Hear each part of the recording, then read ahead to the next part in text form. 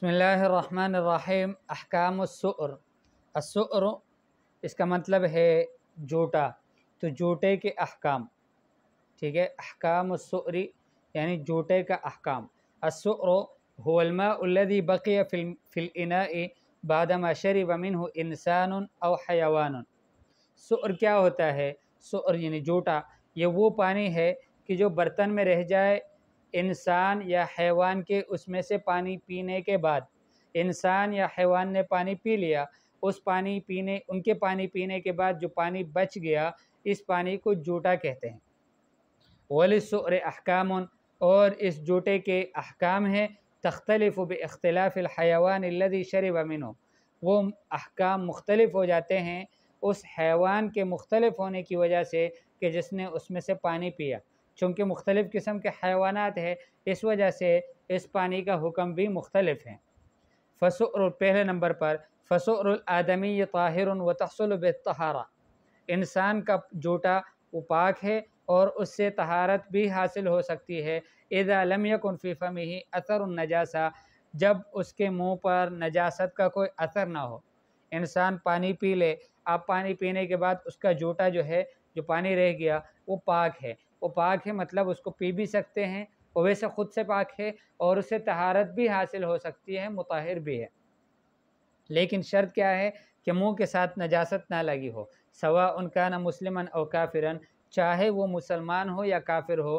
وسواء کان طاہرا او کان جنبا، اور یہ بھی ضروری نہیں ہے کہ وہ پاک ہے یا جنابت کی حالت میں ہے، ہر حال میں مسلمان کا جوٹا اور انسان کا جوٹا یہ پاک ہے اور اس سے طہارت بھی حاصل ہو سکتی ہے۔ وَكَذَا سُؤْرُ الْفَرَسِ طَاهِرٌ، اسی طرح سے گھوڑے کا جو جوٹا ہے وہ بھی پاک ہے۔ وَتَحْصُلُ بِهِ الطَّهَارَةُ بِدُونِ کراہت، اور اس سے بھی طہارت حاصل ہو جاتی ہے بغیر کسی کراہت کے۔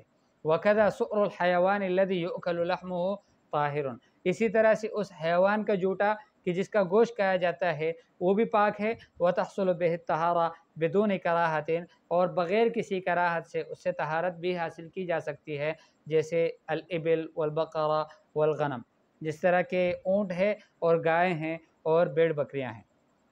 اس کے بعد سؤر الحرۃ طاہر، بلی کا جوٹا پاک ہے، ولیکن یکرہ الوضوء بہ تنزیہا، اسے وضو بنانا مکروہ ہے، مکروہ تنزیہ ہے۔ کب؟ اذا وجد الماء المطلق، جب اس وقت کہ جب مطلق پانی موجود ہو۔ مطلق پانی وہ 7 قسم پہلے ہم پڑھ چکے ہیں۔ ان لم یکن فی فمہ اثر النجاسہ، یہ اس وقت پاک ہے جو اس کا جوٹا کہ جب اس کے منہ پر نجاست کا کوئی اثر نہ ہو۔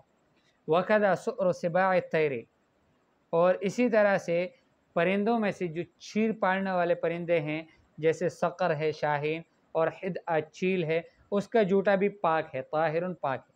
ولیکن یکرہ الوضوء بہ، اس سے وضو بنانا مکروہ ہے۔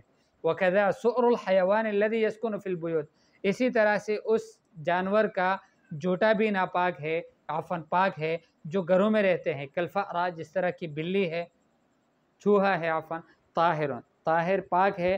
ولیکن یکرہ الوضوء بہ، لیکن اس سے وضو بنانا مکروہ ہے۔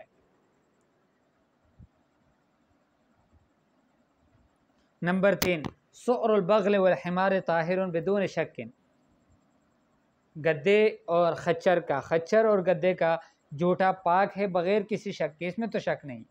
ولیکن هل یصح بہ التوضؤ ام لا یصح بہ التوضؤ، لیکن اسے وضو بنانا ٹھیک ہے یا ٹھیک نہیں ہے۔ فقد وقع الشک فی ذلک، اس میں شک واقع ہوا ہے۔ فإن لم یجدہ غیرہ توضأ بہ، اگر اس کے علاوہ کوئی اور پانی اس کو نہ ملا تو اس سے وضو کرے، وتیمم، اور تیمم بھی کرے، ثم صلی، پھر نماز پڑھے۔ اور پہلے ہم پڑھ چکے ہیں کہ اس میں کوئی بات نہیں ہے، پہلے وضو کرے یا پہلے تیمم کرے، دونوں طرح سے ٹھیک ہے۔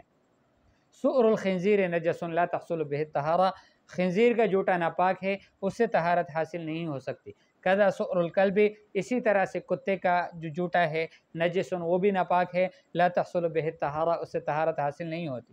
وکذا سؤر السبع، سبع من سباع البہائم، اسی طرح سے وہ جو جانور ہے، جو جانوروں میں سے جو چیر پالنے والے جانور ہیں، درندے، جیسے اسد ہے، شیر، والفہد چیتا، والذئب بیڑیا، نجسن، یہ سب ان سب کا جوٹا نجس ہے، لا تحصل بہ طہارہ، اس سے طہارت حاصل نہیں ہوتی، ٹھیک ہے۔